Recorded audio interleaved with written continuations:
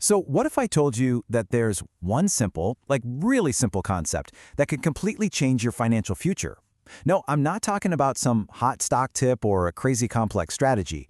It all comes down to understanding the difference between just two words, assets and liabilities. Okay, let's dive right in because honestly, mastering this one single idea, it is the absolute bedrock of building real wealth. And to get us started, let me just throw this question out there. Is your car an asset? I mean, think about it for a second. Most people would immediately say, yeah, of course, I own it, it's mine. But I have a feeling that by the end of this, you're going to have a very, very different answer, and a much more powerful one at that. See, it all boils down to this one incredibly simple test. You just have to ask yourself, does this thing put money in my pocket, or does it take money out of my pocket? That's it. That's the core idea, the lens we're going to look through for everything. So burn that question into your brain because believe me, we are coming back to it again and again. All right, so to really get a grip on this, let's just lay out the official definitions. You've got assets and you've got liabilities. And these two categories, they literally make up the entire picture of your financial world. First up, let's talk about assets. An asset is anything you own that holds value or, and this is the really crucial part, has the potential to generate income for you. You can think of these as the good guys, right? The building blocks of your wealth. They're the positive side of your whole financial equation. And then on the flip side, you've got liabilities. Pretty simple. These are your debts and all your financial obligations. You know, the money you owe to other people. We're talking mortgages, car payments, that pesky credit card debt. These are the things that are constantly demanding payments and they directly suck cash out of your pocket, making it so much harder to build wealth. Okay, so now that we know what these two things are, how do we actually use them to get a clear picture of where we stand financially? Well, we use something I like to call your financial report card, your net worth. And honestly, this is the single most important number when it comes to tracking your financial health. For real. And the formula? It's just beautifully simple. It's just your assets minus your liabilities, and that equals your net worth. What this number does is it reveals your true wealth. Think of it this way. If you sold every single thing you own and then paid off every single debt you have, this number is what you'd have left over. That's your real financial standing. Okay, that formula can feel a little abstract, so let's make it super real with an example. Let's talk about Sarah. So Sarah owns a home, and it's valued at $200,000. That's her asset, right? But she also has a mortgage on it for $150,000, and that's her liability. So her true wealth in that home, it isn't that big $200,000 number. It's this one, $50,000. That is her equity. That's her actual net worth in that property. It's just what's left over after you subtract what she owes. And let me tell you, understanding this distinction is absolutely critical. So, okay, we've got the basic accounting down. Assets minus liabilities. Easy enough. But you know what? That's only half the story. Now we're going to pivot to something that's way more powerful, a whole new way of seeing your money. And it all comes down to one thing, cash flow. And this idea is perfectly captured in this quote from Robert Kiyosaki. You probably know him from the book Rich Dad, Poor Dad. He said this, and it's really the core of this whole perspective.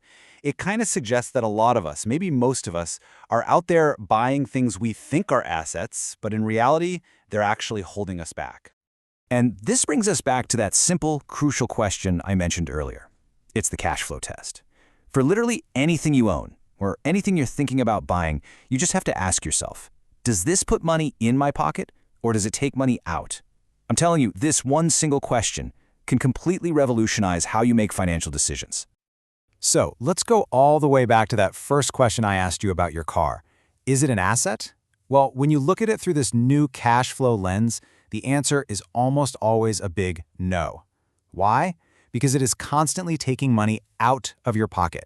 You're paying for insurance, gas, maintenance, repairs. I mean, unless you're using it as an Uber to literally generate income, it's a cash drain, period. All right, so now we have this powerful new way of looking at things. Let's turn this into a practical playbook, shall we? What should we actually be focused on getting, and what should we be running away from?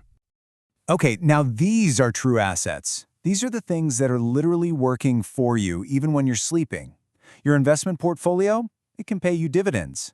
That rental property, it sends you a check every single month. Your 401k or IRA, they're designed to grow and compound over time. See the pattern? All of these things put money into your pocket. And then there are these. the common liabilities that do the exact opposite. And let's be real, high-interest credit card debt is probably the worst of the bunch. It is just so destructive, draining your wealth with absolutely nothing to show for it. And of course, car loans and even mortgages, they demand constant payments that take money out of your pocket, month after month after month. So the winning strategy here is actually incredibly straightforward. It's really just a two-step process. Step 1, you relentlessly, obsessively focus on acquiring those income-generating assets. And step 2, at the exact same time, you systematically work to minimize and eventually eliminate all those cash-draining liabilities. That's it. That is the entire game.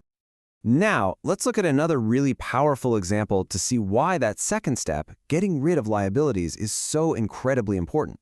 So meet Lisa. She's got $5,000 in her savings account. Great, but she's also got $5,000 in high-interest credit card debt. Not so great. She's at a crossroads here. What is the absolute smartest thing she can do with her money? Well, the choice becomes crystal clear the second you look at the numbers.